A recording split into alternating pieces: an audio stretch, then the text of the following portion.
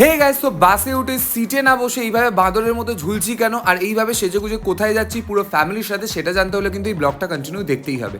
তো hey guys, তো তোমরা সবাই কেমন আছো? আশা করি তোমরা সবাই খুব ভালো আছো, আমিও খুব ভালো আছি। তো চলে এসেছি একটা ইন্টারেস্টিং মিনি ব্লগ নিয়ে। আর এখন আমরা আছি অ্যাট দিস মোমেন্ট বড় কাছারিতে। আর দেখতে পাবে বাস থেকে প্রায় স্কুলে যেমনি চিড়িয়াখানায় নিয়ে যেত বাস থেকে সবাই নামতো সেইভাবেই নামছে।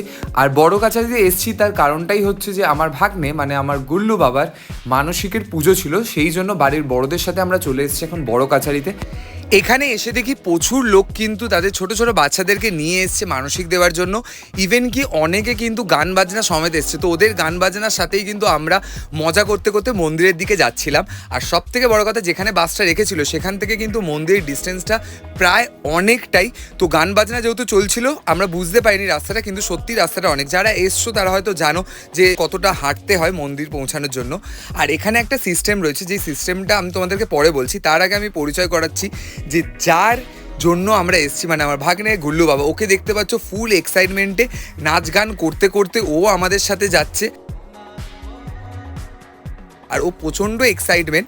আর এখানে যে সিস্টেমটার আমি কথা বলছিলাম, এখানে কিন্তু পুজো দেওয়ার আগে তোমাকে একটা জায়গা বুকিং করে রাখতে হয়। ওখানে তোমরা গিয়ে একটু রেস্ট নিতে পারবে, পুজোর জন্য জিনিসপত্র কিনতে পারবে এবং খাওয়া দাওয়া যদি করতে চাও সেখানে বসে করতে পারো, কিন্তু তার জন্য জায়গাটা বুক করতে হয়। তো আমাদের বাড়ির যারা বড়রা ছিল তারা কিন্তু জায়গাটা আগে গিয়ে বুক করেছে। তো তারপরে আমরা সেই জায়গায় পৌঁছাবো। তো তার আগে দেখতে পাচ্ছ চারিদিকে কত দোকান রয়েছে, কত ঠাকুর দেবতার মূর্তি রয়েছে।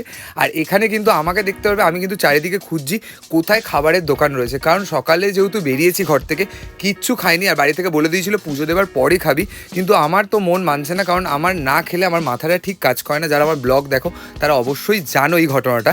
আর এখানে ফাইনালি কিন্তু আমরা যে জায়গাটা বুক করেছি ওখানে চলে এসেছি। আর এখানে কিন্তু ভোলে এসেই কিন্তু এখানে চশমা কিনে নিয়েছে, কারণ এখানে এসেও ফটো তুলবে। তো চশমা না পড়লে তো ফটোটা ভালো ওঠে না।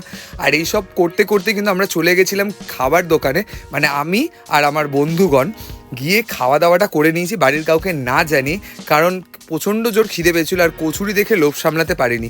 আর এখানে খাওয়া দাওয়ার পর এসে এখানে পুজোর ডালি কিনে নিয়েছি, কারণ মন্দিরে গিয়ে আমাদের পুজো দিতে হতো।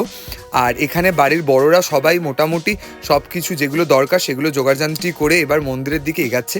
আর এই হচ্ছে পুকুরঘাট, যেখানে কিন্তু চান্দান করেই মন্দিরে যেতে হয়। আর এখানে আসার পর আমাকে কিন্তু বড়মা বলেই দিয়েছে যে টিপটা পরে নিতে। আর বাড়ির বড়দের সাথে যেহেতু এসে বড়দের কথা শুনতেই হয়। আর এখানে বড়দের কথা শুনে মাথায় পরে নিলাম, দেখতে পাচ্ছ তিলক ফিলক কেটে এখানকার যে ভাইবসটা সেখানকার সাথে ম্যাচ করে নিয়েছি।